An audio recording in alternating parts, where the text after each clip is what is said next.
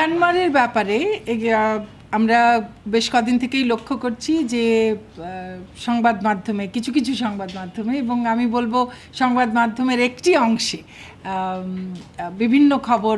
প্রচারিত হচ্ছে, বলা হচ্ছে এবং যে খবরগুলো নেতিবাচক খবর এবং যে খবরগুলো সেগুলোর ভিত্তি বা বস্তুনিষ্ঠতা নিয়ে প্রশ্ন আছে। এবং আমি আপনাদেরকে আগেও বলেছি, আমি আবারও বলতে চাই যে আমাদের মিয়ানমারে যিনি আমাদের রাষ্ট্রদূত আছেন তিনি একজন, আপনারা জানেন তিনি একজন জেনারেল। আমাদের সেখানে যে ডিফেন্স অ্যাটাশে আছে তাদের সবার কাছ থেকে আমরা যে তথ্য পেয়েছি সেই তথ্য অনুযায়ী এবং মায়ানমারের যে রাষ্ট্রদূত বাংলাদেশে আছেন তার কাছ থেকে যে তথ্য পেয়েছি এবং মায়ানমারের পররাষ্ট্রমন্ত্রীর সঙ্গে আমার অতি সম্প্রতি কলম্বোতে সাক্ষাৎ হয়েছে, তার কাছ থেকেও যে তথ্য পেয়েছি তার সব তথ্যই বলে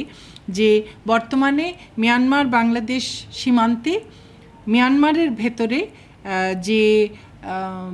আমাদের ট্রুপস মুভমেন্টের কথা বলা হচ্ছে সেটা একটা রুটিন মুভমেন্ট, সেখানে তার থেকে বেশি কোনো কিছু নেই। কাজেই এটিকে কোনো কোনো মহল খুব বাড়িয়ে বলবার যে চেষ্টা করছেন, অতিরঞ্জিত করবার যে চেষ্টা করছেন, আমি মনে করি সেটি দেশ জাতি কারো জন্যেই সেটি শুভ নয়। আমার কাছে মনে হয় পুরো জিনিসটাই বেশ একটা সাজানো গোছানো একটা কোনো মহলের হয়তো একটা প্রচেষ্টা যে এটাকে নানানভাবে ইন্ধন যোগানো হচ্ছে, নানান রকম কথাবার্তা বলে। এবং এই যে পরে যে আপনি যেই দেশের কথা বললেন সেই দেশের সঙ্গে কিন্তু আমাদের একটা ভালো একটা সম্পর্ক আছে, অত্যন্ত ভালো সম্পর্ক। এবং সেই সম্পর্কের মাঝখানে আমরা কিন্তু মোটেই আমরা এটি ভাবতেই রাজি না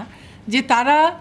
এই ধরনের একটি কাজ তারা করবে। কাজে আমরা পুরোপুরি বিশ্বাস করি যে এই ধরনের সাজেশন যেই মহল থেকে করা হচ্ছে তারাও জিনিসটাকে আরও ঘোলাটে করবার জন্য। এবং বাংলাদেশ আসলে হয়তো লক্ষ্যটা সরকার, কিন্তু যদি কোনো ক্ষতি হয় ক্ষতি তো দেশের মানুষের, দেশের। কাজেই এই দেশকে ক্ষতিগ্রস্ত করবার একটা চেষ্টা, যেই চেষ্টা 25শে ফেব্রুয়ারি আমাদের বিডিআরের সেই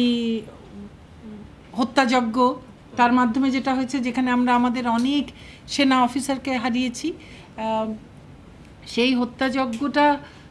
যেমন করা হয়েছে একটা হয়তো কারো ইন্ধনে বা কিছুতে সরকার পতনের একটা চেষ্টা, হয়তো একইভাবে এই সরকার সব কিছুতে সফল হয়ে যাচ্ছে, সব কিছু ইতিবাচক হয়ে যাচ্ছে, সেটা হয়তো অনেকের পছন্দ হচ্ছে না, সেই কারণে হয়তো এইরকম কিছু হতে পারে।